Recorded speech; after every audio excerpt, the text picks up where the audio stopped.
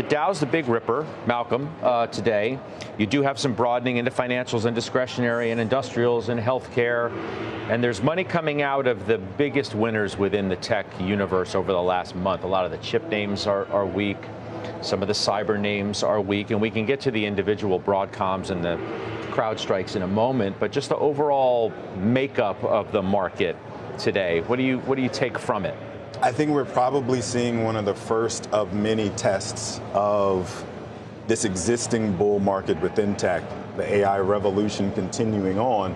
The narrative is going to continue to be challenged this summer and into the fall as we've got these massive IPOs that are going to show up here. We've got a lot of spending and investing that has happened in both private and public markets. And I think investors are now trying to make sure that they're not caught off sides, right? There's a lot of hearkening back to 1999. There's a lot of talking about whether this is 99 all over again. And I think one of the key differences here is the retail investor is able to move a lot faster than they were back then. They're also a lot more educated on the markets than they were back then. And so I think what we're seeing is a lot of people trying to make sure that they line up on the right side. I don't think that this is necessarily indicative that we've reached the top and it's time to ring the bell here, but I do think we're going to see these kinds of ebb and flow moments throughout this year as we have these big events named and listed. If you look on the board today, you know, a lot of the biggest monthly winners, as I was saying, you know, the CrowdStrikes and the Palo Altos, which even with the declines that you're seeing today, are still up near 50% over the last month alone. Everybody knows what's been happening with the chip stocks. AMD over the last month, up 53%. Micron over the last month, up 75%. So a little bit of money coming out of those areas and finding a home elsewhere in some of those other sectors is probably a welcome sign for those who have been looking for a little more healthy looking market. I completely agree. I mean, this is what a consolidation should look like. These parabolas have occurred. They have to come down a little bit and then stabilize before the next leg higher. And that consolidation is healthy because it sets up the next leg higher.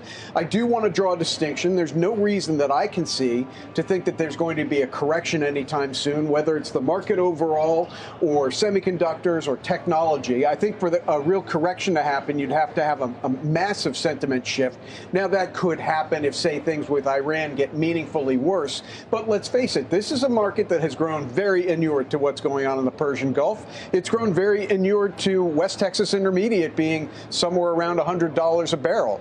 So a consolidation is healthy, very unlikely to see corrections. But I want everybody to consider, if you, as most of us have, some of these parabolas in your portfolio, it is a good time to do some risk management, not sell the entire thing, but trim some and go into other areas. I think that's what's happening, Scott.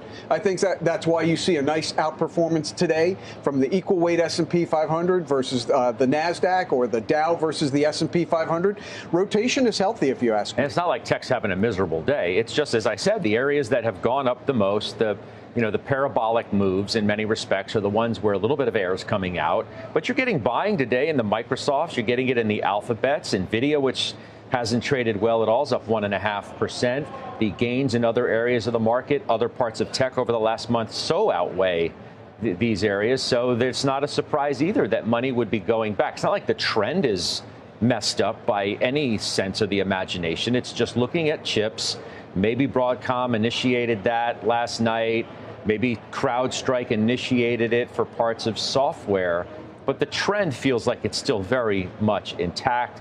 It just may be a little bit shifty within the tech universe. Yeah, I agree. The trend's intact. This is a healthy rotation. As Jim noted, and you kind of have to have this and consolidate and show strength in other sectors in order for it not to be a correction and it really kind of take the next leg higher. I completely agree.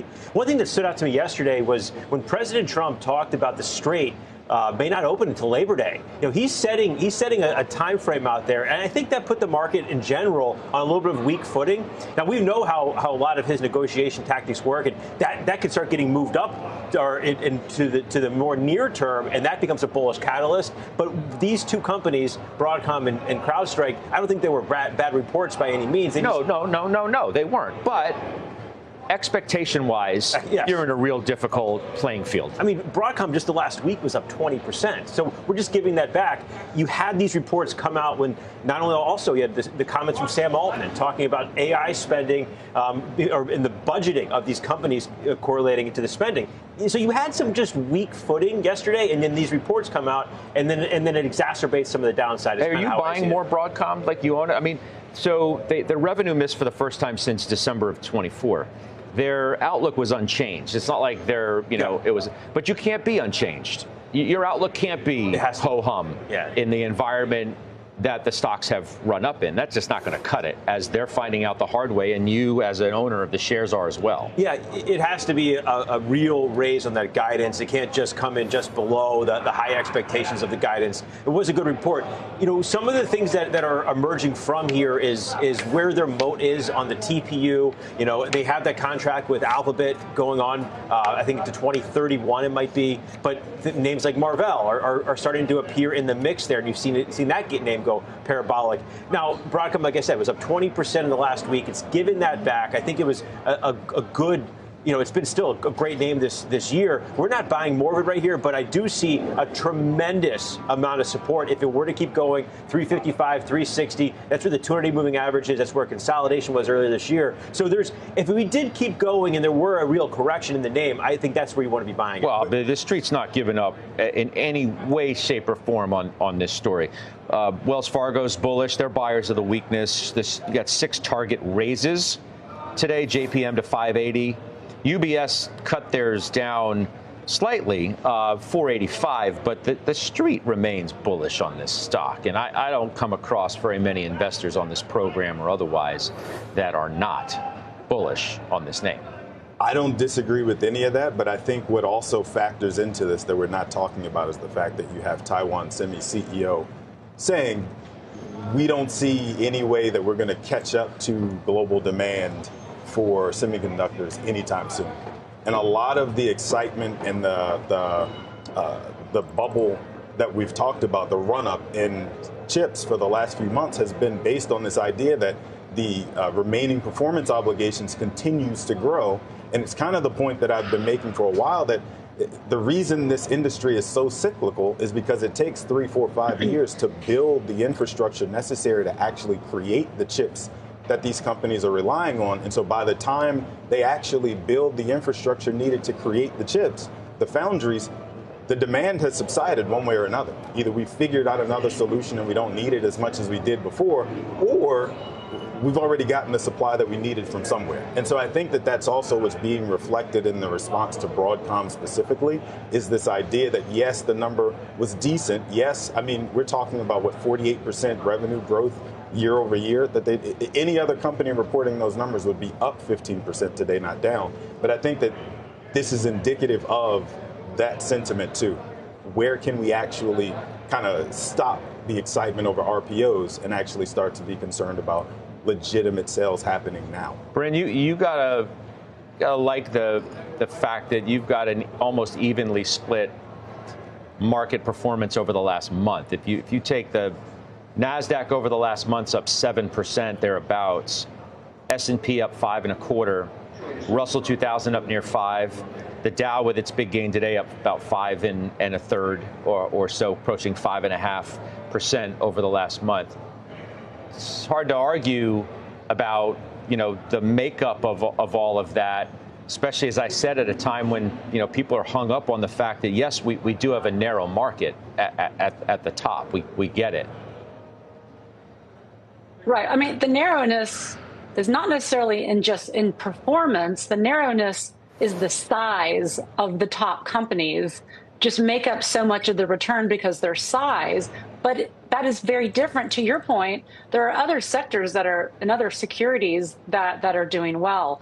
To me, what I think today is really interesting, and what I've been thinking about for some time, is really, when you look today at the semis being down, besides NVIDIA, is how the construct, we're obviously big investors in the Qs, has just meaningfully changed over the last 12 months, really versus the last 5 to 10 years. And so if I were to tell you Meta, NVIDIA, Apple, and Microsoft and Google are all handily positive today, but the Qs are down. They were down 1% earlier. You'd say that's not possible.